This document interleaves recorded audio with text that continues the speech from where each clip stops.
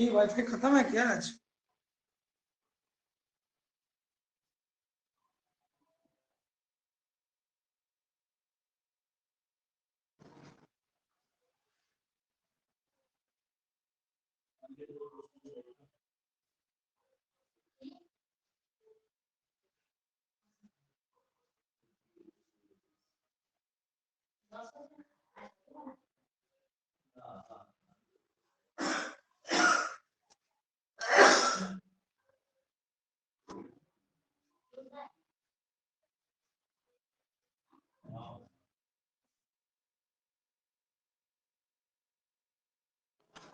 हम लोग शुरू करेंगे। आज 12th का आखिरी क्लास है।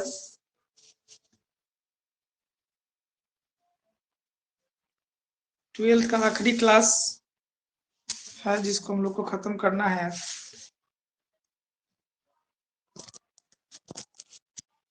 हम बोला था 15 तारीख और 15 तारीख आज है। आज के बाद आप फ्री हो जाइएगा, स्वतंत्र।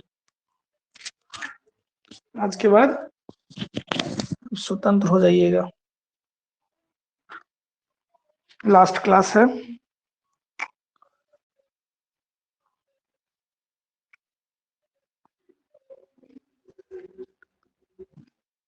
चलिए लास्ट क्लास को ज्वाइन कर लीजिए।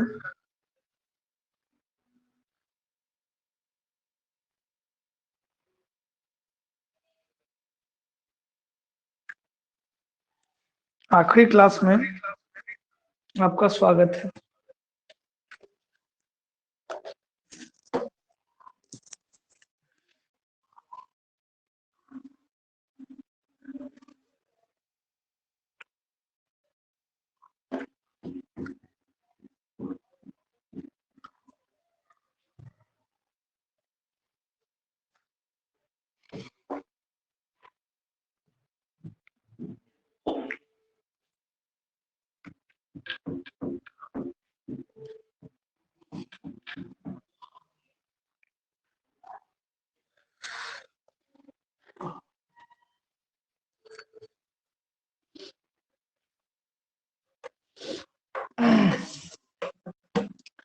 चैप्टर 15 और चैप्टर 16 रह गया है, जिसको आज हम लोग खत्म करके आज के बाद 12th को फ्री कर दिया जाएगा।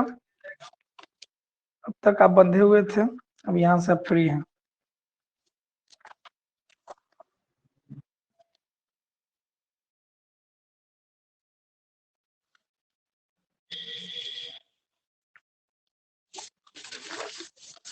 चैप्टर नंबर 15 है जिसका नाम है बायोडाइवर्सिटी।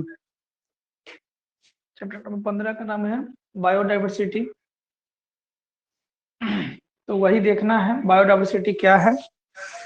तो आज हम लोग चैप्टर 15 और चैप्टर 16 दोनों को देख के खत्म करेंगे। चैप्टर 15 क्या है? बायोडाइवर्सिटी। बायो का मतलब जैव और डाइवर्सिटी का मतलब विविधता, ठीक है, जिसको हम लोग बायोडाइवर्सिटी के नाम से जानते हैं। बायोडाइवर्सिटी का से जुड़ा हुआ पहला क्वेश्चन क्या है? What is ecological biodiversity? Diversity और इम्पोर्टेंस। इम्पोर्टेंस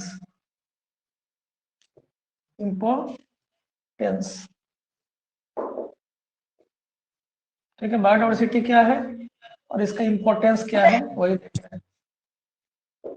इम्पोर्टेंस, बायोडाइवर्सिटी क्या है और इसके महत्व को हम लोग को देखना है। सर दिखाई नहीं दे रहा है, दिखाई नहीं दे रहा है, दिखाई तो देना चाहिए। दिखाई कैसे नहीं देगा? स्पीकर कोई ऑन कर देगा तो दिखाई कैसे देगा? बायोडाइवर्सिटी पिन कर दो, स्क्रीन पे पिन होता है, उसको पिन कर दो ना तो स्क्रीन नहीं जाएगा। The ecological biodiversity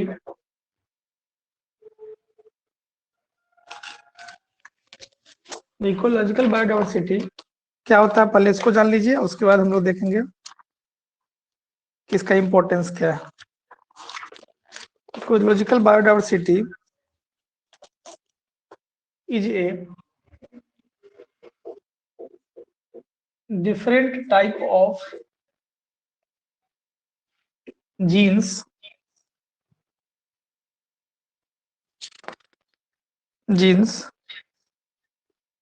different type of community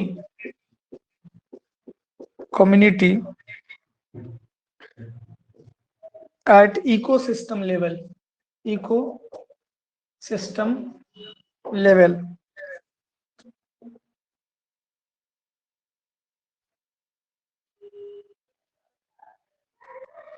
ठीक है। इकोसिस्टम लेवल पे अलग अलग तरह के बायोडाइवर्सिटी को हम लोग कहते हैं। कैमरा बैक कीजिए, कैमरा आगे ही,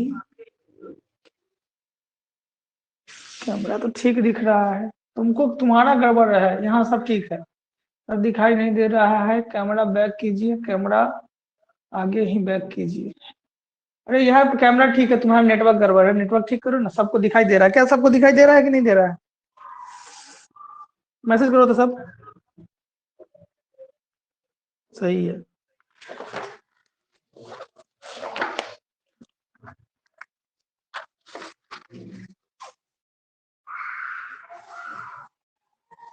एक नंबर दिखाई दे रहा है, बातें नहीं बुझता है।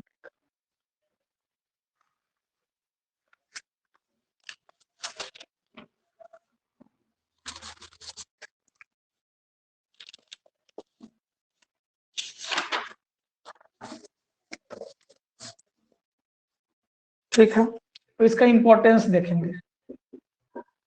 इंपॉर्टेंस क्या है? देखो, ecological biodiversity is different type of community at ecosystem level, उसी को इकोलॉजिकल बायोडाइवर्सिटी कहते हैं। इंपॉर्टेंस क्या है? Biodiversity is required for maintaining and sustainable use of goods and services from ecosystem दूसरा point, various insect helps in pollination।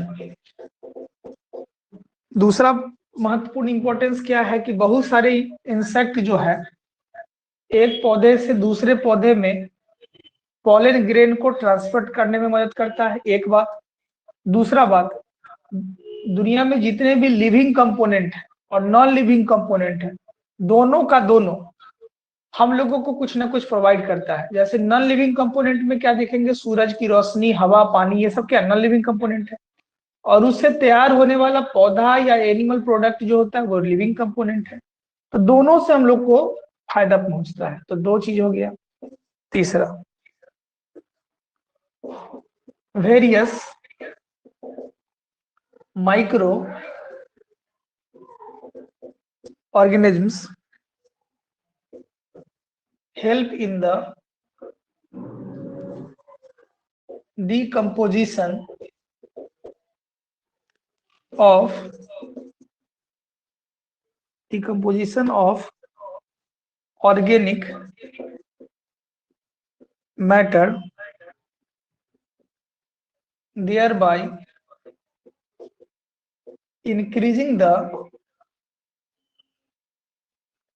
soil fertility and cleaning the environment।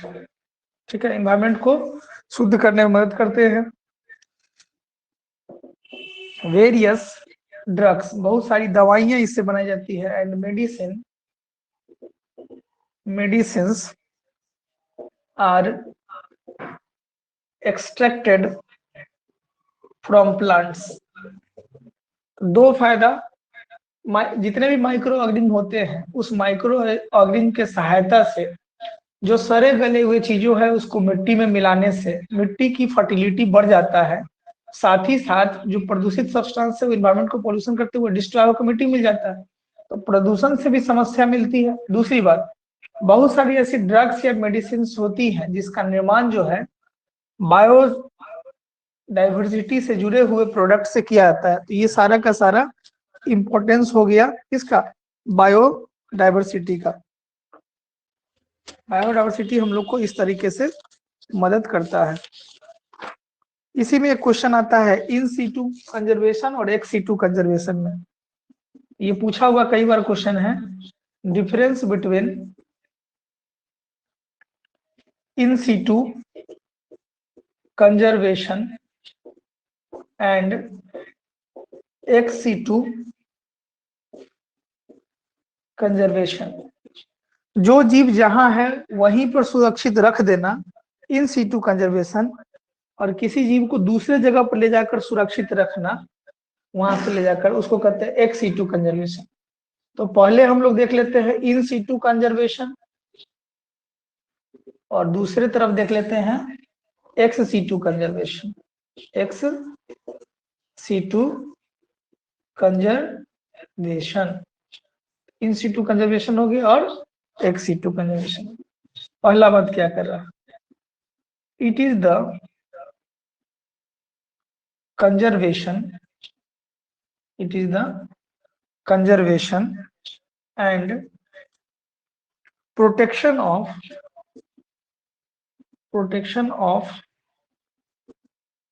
biodiversity in its natural habitat, प्राकृतिक वातावरण में उसी को वहीं पे conserve कर देना। It is the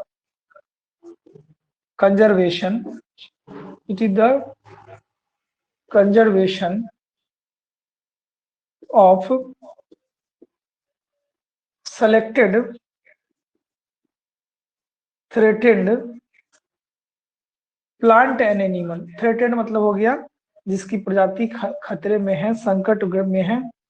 animals species in places outside there natural habitat. ठीक है, तो इन सिटू कंजर्वेशन होता है, इसमें क्या क्या आता है, तो इन सिटू में मुख्य रूप से आता है नेशनल पार्क। इसमें कौन कौन नेशनल पार्क है ये क्वेश्चन पूछता है, तो उसको देख लीजिएगा। बायोस्फीयर रिजर्व्स, इसकी संख्या कितनी है। वाइल्ड लाइफ सेंचुरीज, इसकी संख्या कितनी है, ये सारा देख लीजिएगा। ये सब हो गया इन सीटू कंजर्वेशन। और दूसरे तरफ आता है एक्स सीटू कंजर्वेशन। इसमें क्या आएगा, इसमें एग्जांपल में आता है बोटनिकल गार्डन, जूलॉजिकल पार्क्स,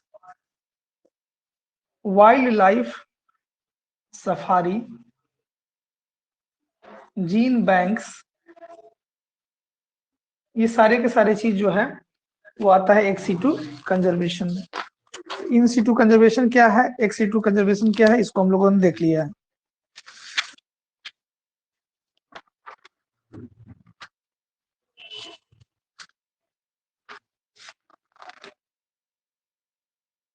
ठीक है, अब कुछ इंपॉर्टेंट पॉइंट्स है, कितना कितना कौन है याद रखना है। इंडिया में 35 बोटनिकल गार्डन है,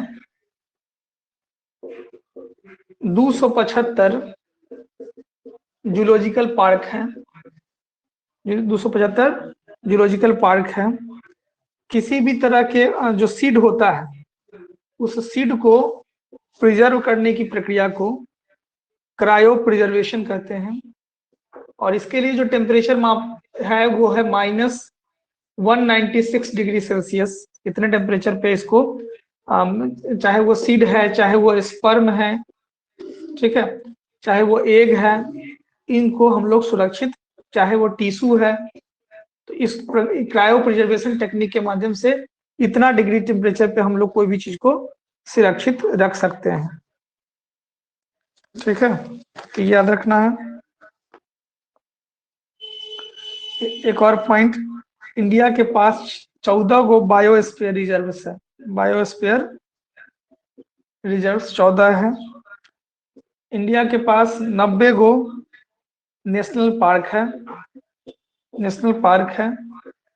इंडिया के पास 448 गो वाइल्ड लाइफ सेंचुरी है, सेंचुरीज है। ये सब ऑब्जेक्टिव का क्वेश्चन है। जिम कॉर्बेट जो है वो पहला नेशनल पार्क है इंडिया का। जिम कॉर्बेट नेशनल पार्क, ये पूछा जा सकता है कि अब 15-20 वो रहेगा, उसमें से पूछेगा कौन नेशनल पार्क किस राज्य में है, तो ये अपना देख लीजिएगा कौन नेशनल पार्क किस राज्य में है। ठीक है,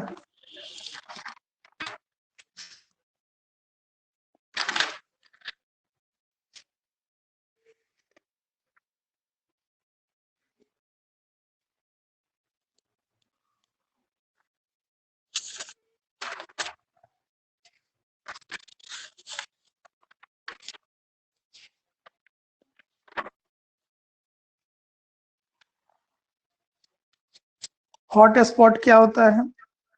जब कोई जीव खतरा में है, उस जीव को एक जगह से उठाकर दूसरे जगह ले आकर सुरक्षित रखने का काम करता है, उसको हॉट स्पॉट के नाम से जानते हैं।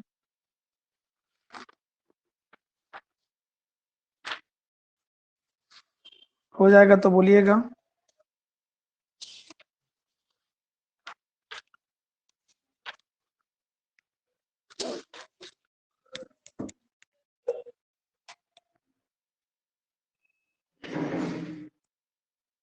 हो जाए तो बोलना है।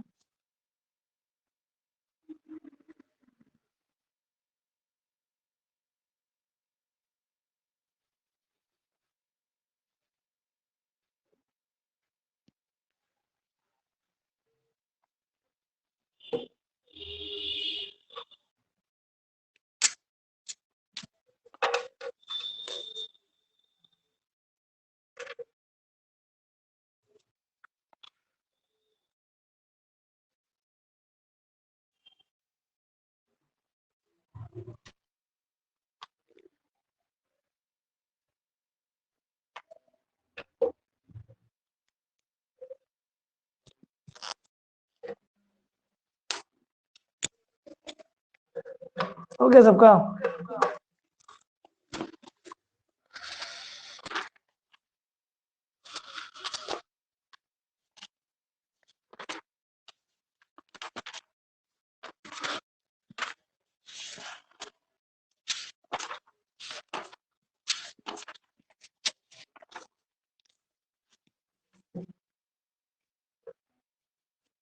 चलिए आगे बढ़ते हैं। तो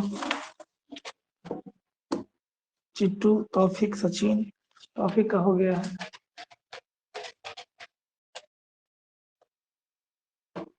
मिटा दिया जाए।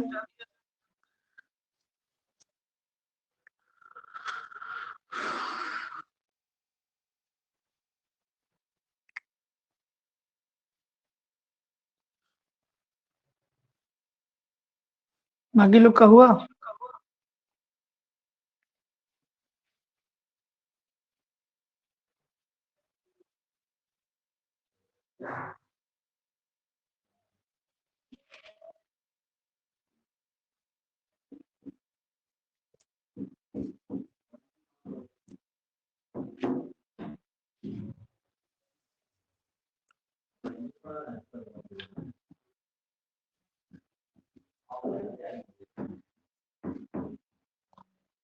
यू कर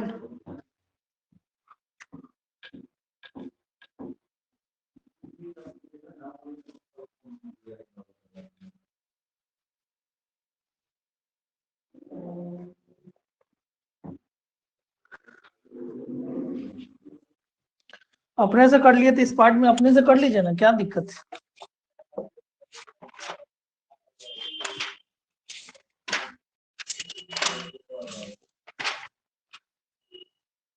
जब पार्ट 2 अपने 1 2 अपने से पढ़ लिए, तब पार्ट 3 में क्या दिक्कत है? पढ़ो अपने से फिर। चलिए चैप्टर नंबर लास्ट से देखते हैं। इस चैप्टर में, इसमें याद क्या करना है, जितना बात लिखे हैं कि नेशनल पार्क कौन कौन है, कुछ इंपॉर्टेंट नेशनल पार्क देख लीजिएगा। जिम कॉर्बेट नेशनल पार्क कहाँ है, ठीक है, कुछ 5-7 को नेशनल पार्क इंपॉर्टेंट देख लीजिएगा। बायोस्फीयर रिजर्वर्स कौन, बायोस्फीयर कहाँ है, जूलॉजिकल पार्क कहाँ है, ये इतना पार्ट आपको इसमें देख लेना है, ये सब का नाम।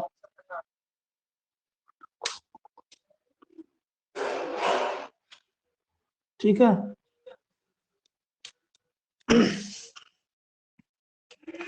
अब हम लोग को लास्ट चैप्टर में बचा हुआ जो रह गया है, चैप्टर नंबर 15 में, उसको देख लेते हैं। क्या कर रहे हो तुम ग्रुप में? टॉपिक क्या कुछ से कुछ लिख रहे हो?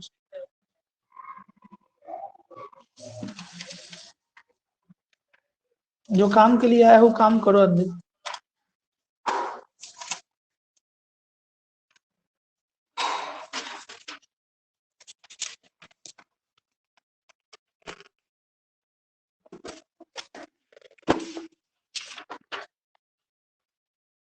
तुमको दिक्कत है तो नहीं पढ़ो, तुम पढ़ाकू नहीं है तो।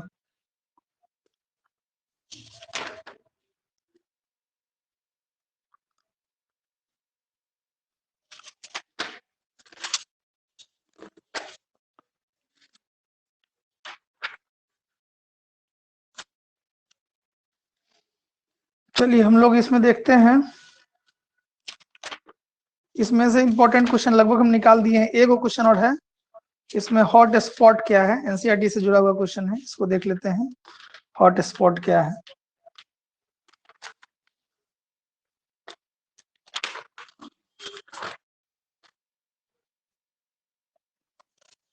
ठीक है, इसको बोलते हैं बायो डाइवर्सिटी हॉट स्पॉट। ये क्या होता है, इसके बारे में देख लीजिए। These are region of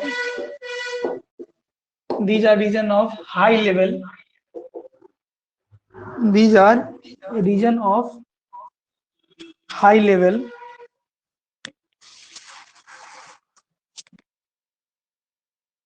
these are region of high level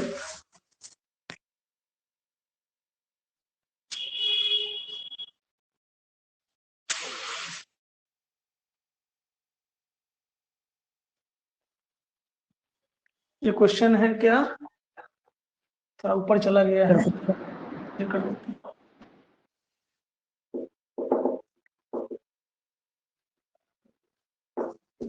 right about hot spot.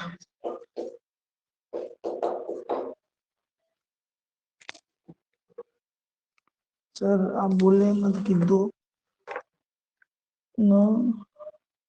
अपने से तैयारी कर लिए हैं, 3 भी अपने से कर लो, इसलिए कुछ क्या क्या हम 2 बोले से अपने से तैयारी कर किया है? सर आप बोले थे 2 अपने सर से किसी के बारे में बोले थे ना, 1 और 2 अपने से कर लिए तो 3 भी अपने से कर लो, इसीलिए पूछे थे। किसके बारे में बोले थे? सर अभी बोले थे ना किसी के बारे में। कहाँ किसी के बारे में बोले? छोड़िए सर, पार्ट 2 का बच्चा को फोन किया था, उसके लिए बोल रहे हैं। इसीलिए पूछे थे कि कौन पढ़ाकू है, यही। पार्ट 1 पार्ट 2 का बच्चा फोन किया था, उसके लिए। Right about hot spot. Hot spot क्या होता है? जब कोई जीव को एक जगह से दूसरे जगह सुरक्षित जगह पर ले जाके, क्योंकि किसी जगह पर टेम्परेचर ज्यादा है, किसी जगह का मौसम अच्छा नहीं है, तो ऐसे में जीव बहुत ज्यादा मर जाएंगे। तो ऐसे कंडीशन से बचने के लिए किसी भी जीव या पेड़ पौधे या जानवरों को सुरक्षित स्थान पर ले जाकर उसको एक्चुअल टेम्परेचर देकर सर्वाइवल बनाया जाता है, उसी को हम लोग हॉट स्पॉट कहते हैं। These are regions of high level of species richness and high degree of endemism.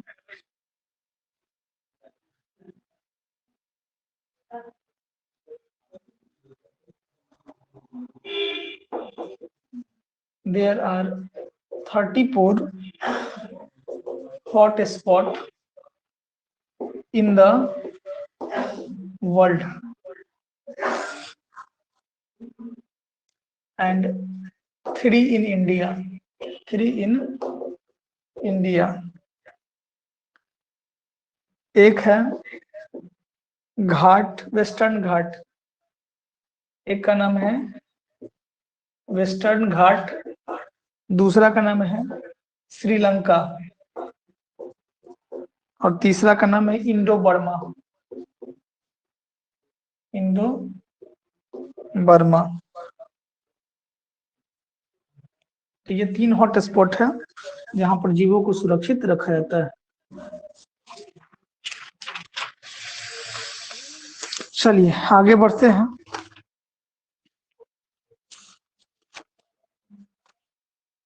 इसमें हो गया, इतना चीज देख लीजिएगा। अब हम लोग देखते हैं चैप्टर 16, आखिरी चैप्टर है। इसका नाम है इन्वायरमेंटल इशूज। इन्वायरमेंटल इशूज, यही देखते हैं। इसके बाद जो अपना स्टूडेंट सब है उसको हम दे देते हैं 3 घंटे वाला वीडियो। 3 घंटा बैठ के देख लेगा, एग्जाम में कोई दिक्कत नहीं होगी। इसके बाद ये करने के बाद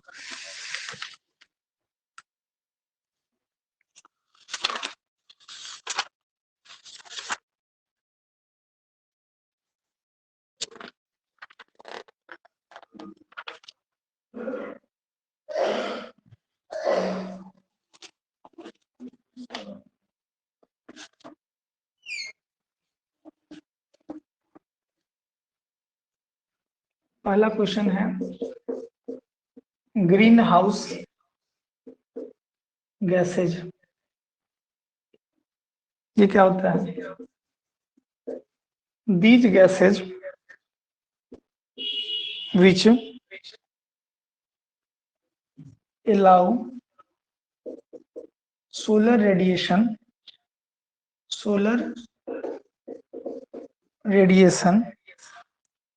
to pass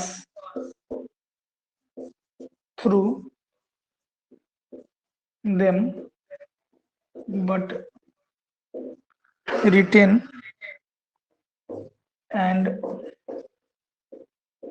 partially, इसमें ऑब्जेक्टिव पूछता है, reflected back radiation of longer wavelength are called greenhouse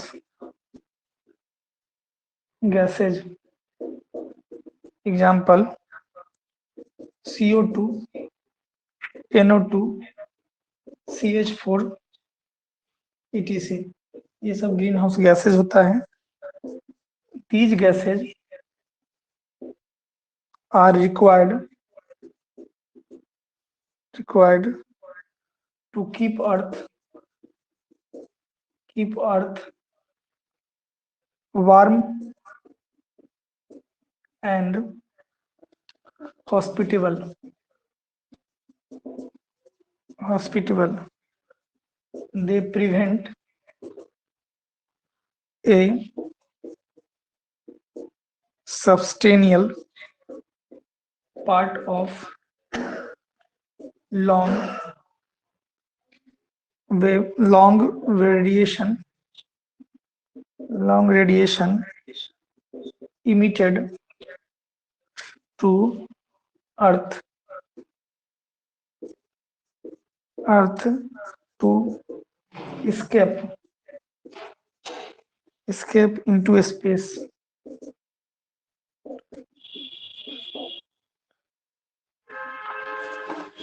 space.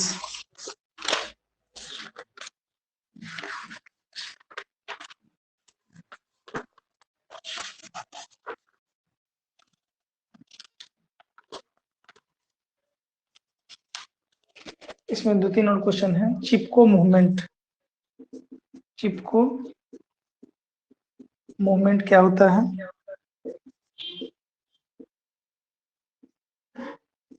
स्कर्बर क्या होता है? देख लीजिएगा, दिखाए हुए हैं। चिपको मूवमेंट, स्कर्बर। चिपको मूवमेंट तो पता ही है, कब हुआ था? 1974 में। कौन जगह है? गढ़वाल।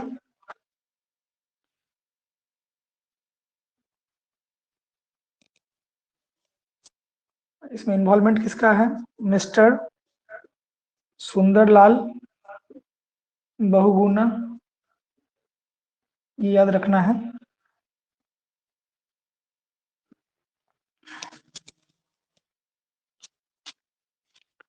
स्कर्बर क्या होता है? तो स्कर्बर एक पोल्यूशन कंट्रोलर होता है। पोल्यूशन कंट्रोलर होता है, पोल्यूशन को कंट्रोल करने का काम करता है। बड़े बड़े चिमनी में स्कर्बर लगा दिया जाता है जिससे धुआं को वहीं पर रोका जाए। ठीक है, इसके बाद है पॉल्यूशन टाइप्स। पॉल्यूशन का टाइप्स देना है, इफेक्ट देना है, प्रिवेंशन देना है। पॉल्यूशन का टाइप, इफेक्ट और प्रिवेंशन। पॉल्यूशन क्या होता है? पॉल्यूशन क्या होता है, एक चीज ये देना है, फिर पॉल्यूशन का टाइप देना है, फिर पॉल्यूशन का इफेक्ट देना है, फिर प्रिवेंशन देना है। तो पॉल्यूशन का डेफिनेशन सबसे पहली लाइन में लिखाए हैं। क्या होता है पॉल्यूशन?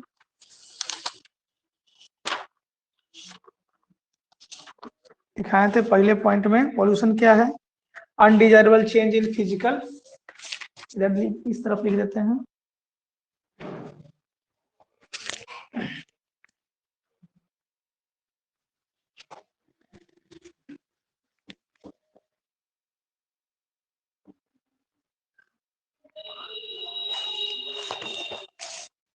पॉल्यूशन क्या होता है पहले ये देख लेंगे।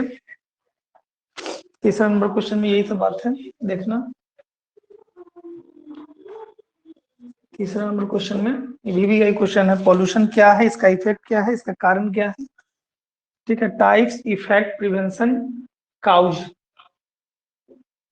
काउजेस, ये सारा बात आपको देखना है। पहले पॉल्यूशन क्या होता है, पॉल्यूशन देख लीजिए। पॉल्यूशन क्या होता है? An undesirable change in physical, chemical, biological characteristics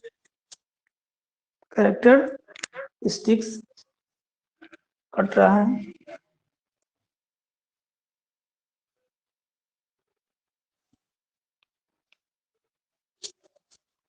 characteristics of air, land, water और सॉइल, यही ई हो गया। पोल्यूशन क्या होता है, इसका डेफिनेशन। ठीक है, अब टाइप्स क्या दीजिएगा, कितने टाइप होते हैं?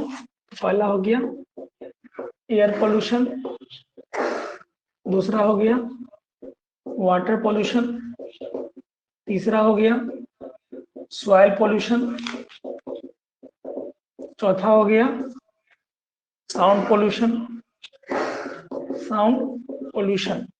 चार टाइप हो गया। Any undesirable change in physical, chemical, biological characteristics of air, land, water और सॉइल। जो पूछेगा, एयर पूछेगा तो एयर रहने दीजिएगा, बाकी सबको मिटा दीजिएगा। लैंड पूछेगा तो लैंड रहने दीजिएगा, बाकी को मिटा दीजिएगा। वाटर पूछेगा तो वाटर रहने दीजिएगा, बाकी चीज मिटा दीजिएगा। सबका डिफिनेशन इसी में है, इसी में इतना ही छोटा डिफिनेशन में सबका डिफिनेशन आ जाएगा। ठीक है, तो इसके बाद सबका काउज लिखना है। तो आप चैप्टर नंबर 16 खोजिएगा, खोलिएगा तो चैप्टर नंबर 16 में आपको शुरू में आपको मिल जाएगा सबका कारण, तीनों का कारण लिख सकते हैं, एयर का, वाटर का और सॉइल का, ये तीनों का काउज लिख लेना है वहां से। फिर उसके बाद इफेक्ट आपको दे देना है, दो दो लाइन में सबका लिखना है, इफेक्ट क्या है। फिर एयर का देख लीजिएगा, वाटर का देख लीजिएगा और सॉइल का दे दीजिएगा कि इसका क्या प्रभाव पड़ता है। ठीक है, बचाव कैसे कीजिएगा, प्रिवेंशन। फिर एयर का दे दीजिएगा, वाटर को दे दीजिएगा, सॉइल को दे दीजिएगा। ये इतना काम आपको करना है कि कैसे इसको बचाया जा सके, एयर, वाटर और सॉइल पोल्यूशन से बचने का क्या क्या रास्ता है, कैसे इसको बचाया जा सकता है। तो ये थोड़ा आपको लंबा हो जाएगा, इसलिए अभी छोड़ दिए, इसको बैठ के आप लिख लीजिएगा आराम से। एयर, वाटर और सॉइल पोल्यूशन का क्या क्या इफेक्ट देखने को मिलता है। ठीक है, सॉलिड वेस्ट क्या होता है, सॉलिड वेस्ट क्या होता है, एक क्वेश्चन बनता है, और उसका मेथड ऑफ डिस्पोजल क्या है।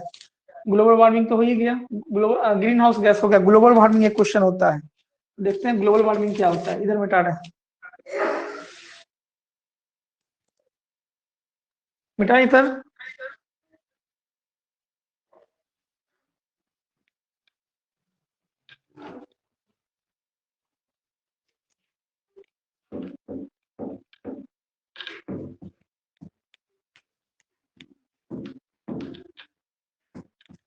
जो क्वेश्चन बोल रहे हैं उस क्वेश्चन को देख ही लीजिएगा किसी भी हाल में, नहीं तो खुद पछताइएगा। ग्लोबल वार्मिंग क्या होता है, इसको देख लीजिए। The gradual continuation increase in average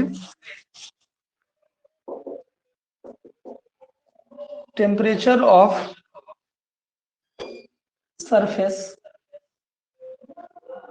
of the earth as a result of increase in concentration of sir board पे नीचे कीजिए ना, क्वेश्चन नहीं दिखाई दे रहा। Green house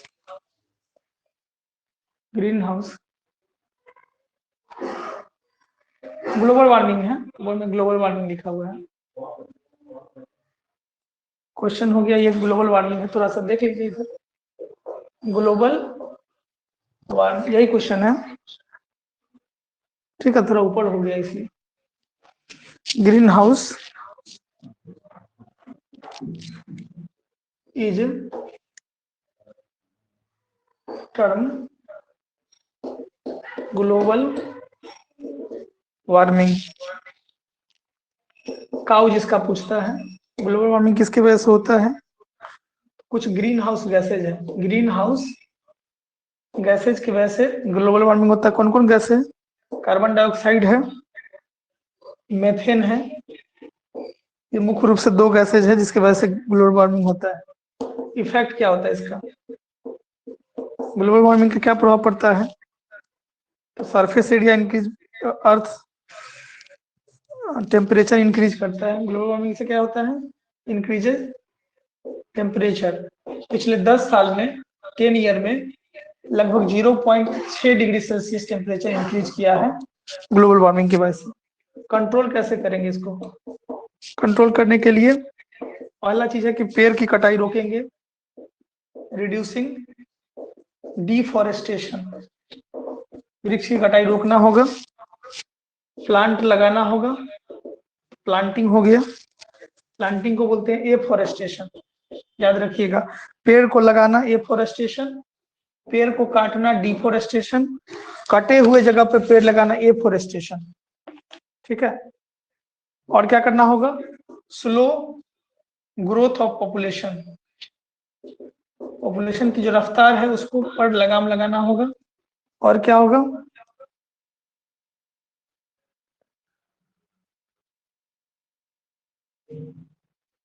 cutting down writing down use of fossil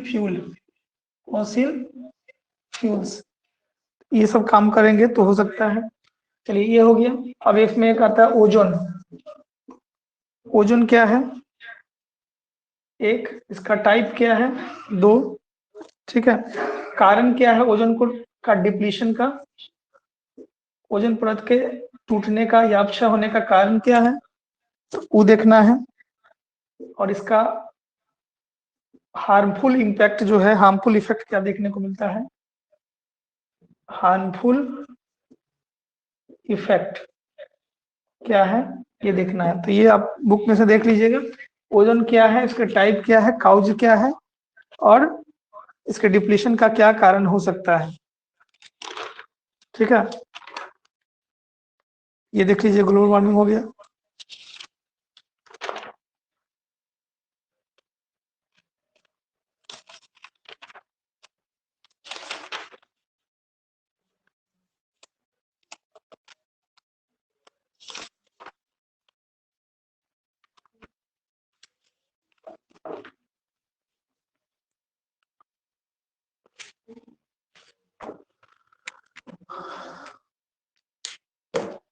इसको देख लीजिएगा बुक से, ओजोन के बारे में कहाँ से देख लेना है, बुक। ओजोन क्या है? दो तरह का ओजोन होता है, गुड ओजोन। हम नोट्स में आपके नोट्स में ही दिया हुआ है, इस क्वेश्चन को नोट से लिखेंगे। टाइप्स क्या है, काउज क्या है, और इसका हार्मफुल इम्पैक्ट क्या पड़ता है, ये सारी बातों को आपको देखना है, ठीक है। ये पूरा आपका 12th का चैप्टर में इतना क्वेश्चन आप देख लीजिएगा। यहाँ हम लोग समाप्त करते हैं आपकी क्लास, ठीक है। 12th में चैप्टर 1 से लेकर चैप्टर 16 तक के जितने भी क्वेश्चन इंपॉर्टेंट थे हमने उसको बता दिया है। किसी में 4 है, किसी में 5 है, किसी में 3 भी है। तो इस तरह से कुल मिला के इतना क्वेश्चन अगर देखना है तब जाके आपको जो है 12th कंप्लीट हो जाएगा, कोई दिक्कत नहीं रहेगी। इसी में से आएगा क्वेश्चन, इससे बाहर नहीं आएगा, ठीक है।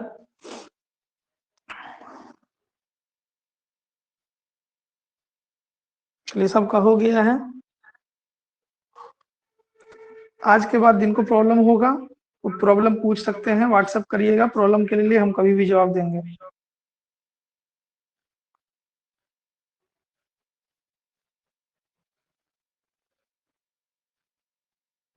जिन लोगों का ड्यूज है, अब हम बार बार नहीं कहेंगे, अपना हिसाब से पेमेंट कर लीजिएगा।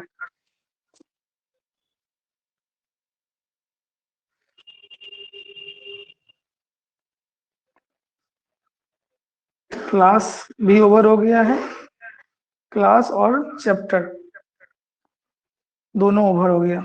क्लास चैप्टर दोनों ओवर। अब एक हम 20 को क्लिप देंगे, 20 को क्लिप है, उस 20 क्लिप को हम लोग 3 घंटा में पढ़ना है, उसको 3 घंटा में पढ़ लीजिएगा। वो सब लोगों के लिए देंगे।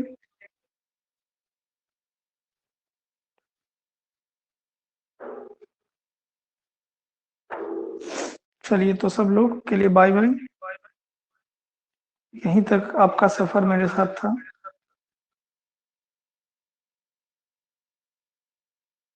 12th में इतना ही दिन का सफर था आपके साथ।